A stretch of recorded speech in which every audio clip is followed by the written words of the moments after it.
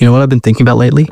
Like, if you could sit down with your 16-year-old self right now, finishing school, right before life actually starts, not to change the past and not to rewrite anything, but just to talk, basically passing the controller back to them with some notes on a map, you know? I asked a close few friends of mine. Everyone had something different, but there was a pattern here. So here's what I would say to our younger selves. This could even be targeted towards someone who's about to finish HSC, like in that 17, 18-year-old phase. First thing someone said was, get your license and get your hours up.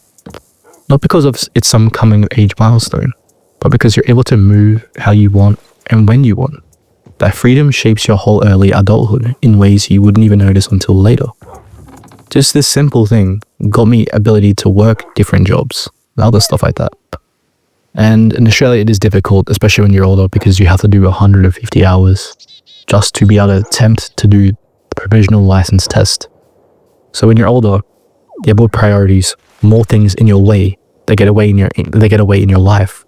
So you simply can't take the burden of racking up 100 hours unless you pay someone, unless you essentially sacrifice parts of your life just to do it. It's a bit difficult the older you get.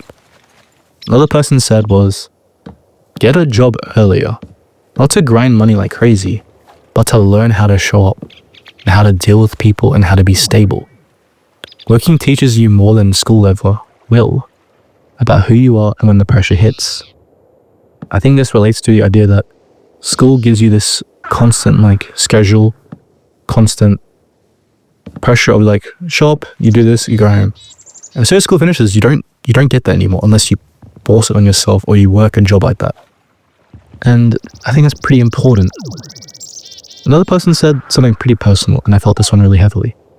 I regret spending year 11 and 12 trying to fit into groups that weren't for me. I was so focused on belonging that I forgot how to actually be myself. And now that I don't talk to any of those people, it's kind of crazy. I regret it, but I also wouldn't be who I am today without it. It's that weird thing where your mistakes just kind of shape you, even though you tell your younger self not to repeat them. And this one's kind of clear. It's like faking your own personality just to fit in with others. It's honestly probably taxing on the body, if anything. And mentally, definitely mentally. Here's another one that hit me on the chest. I wish I just stuck with something, anything. I wasted so much time thinking I need the perfect career. Like there's one job in the world that's going to feel like home forever. And that's the trap. Thinking you need your final answer at 18. But careers aren't just chosen. They're built by trying things. Even for me, I've realized at one point I was forcing myself through uni when I could have taken a break, tried something else, explored trades, even tried electrical or refrigeration, whatever.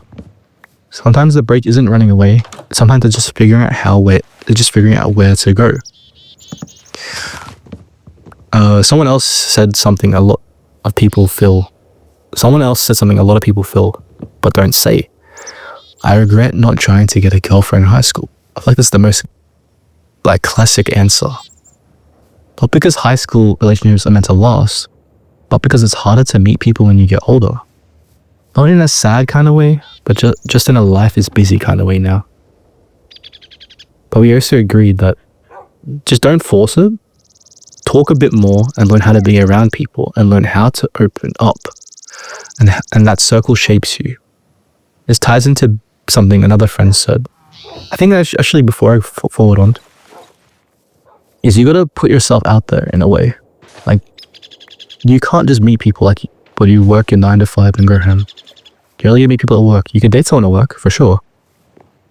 But I think it's the idea you have to put yourself out there. And he regrets not doing that in high school because he doesn't know if he can communicate like an adult, I guess, like an adult maybe, I don't know.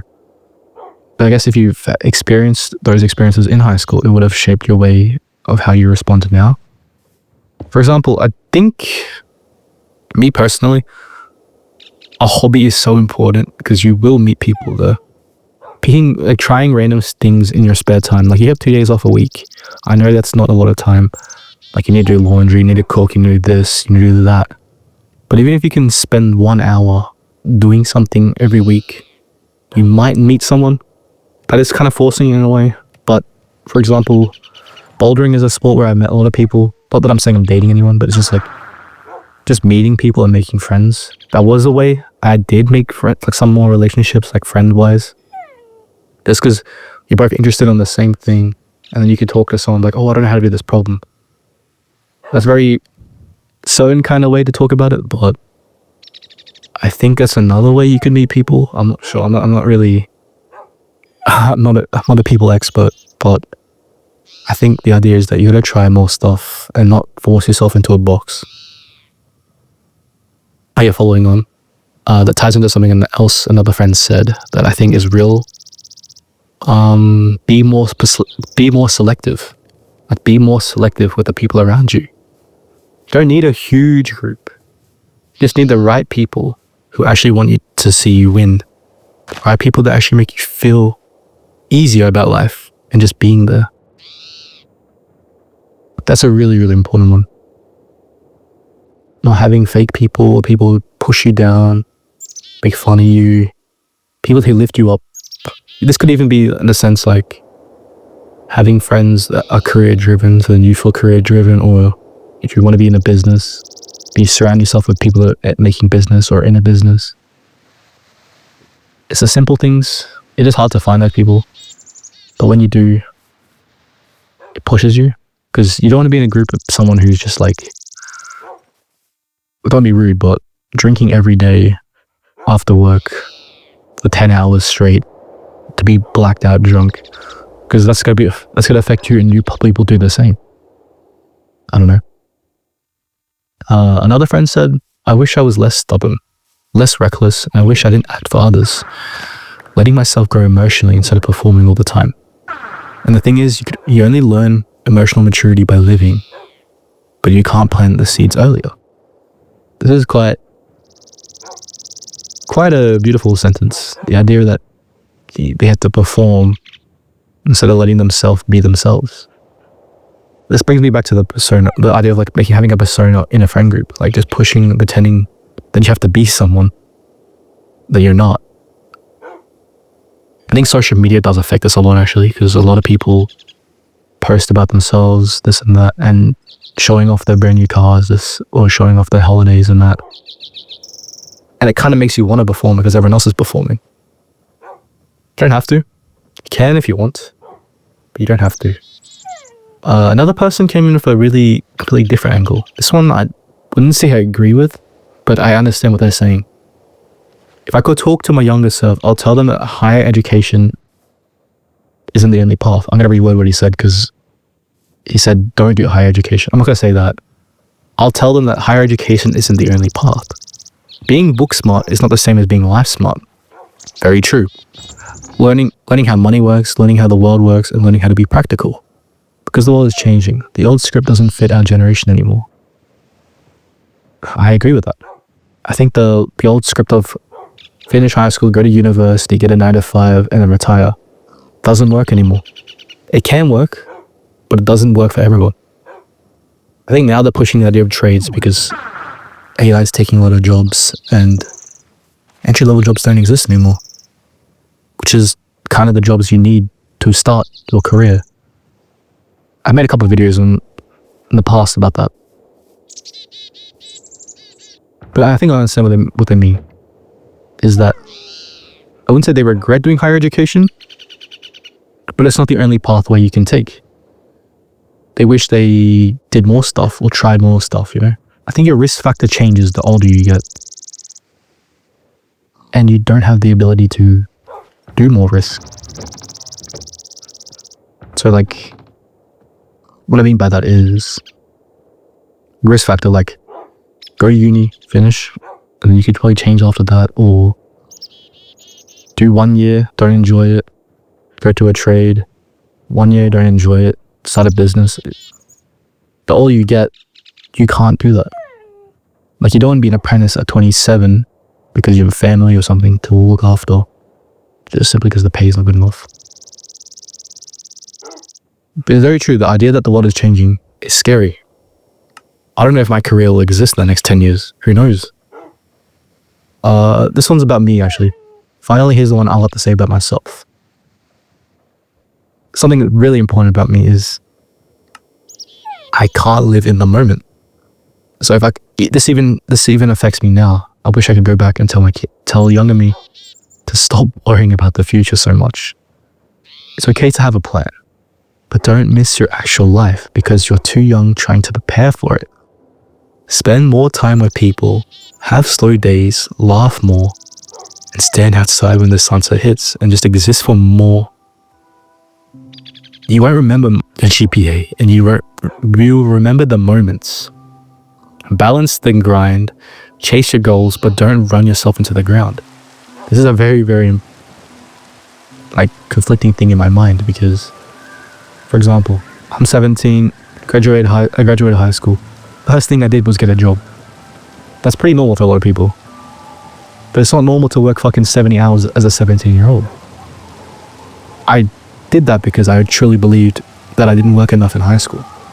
I was making up for past mistakes of not working hard in high school, so overworking myself at a young age.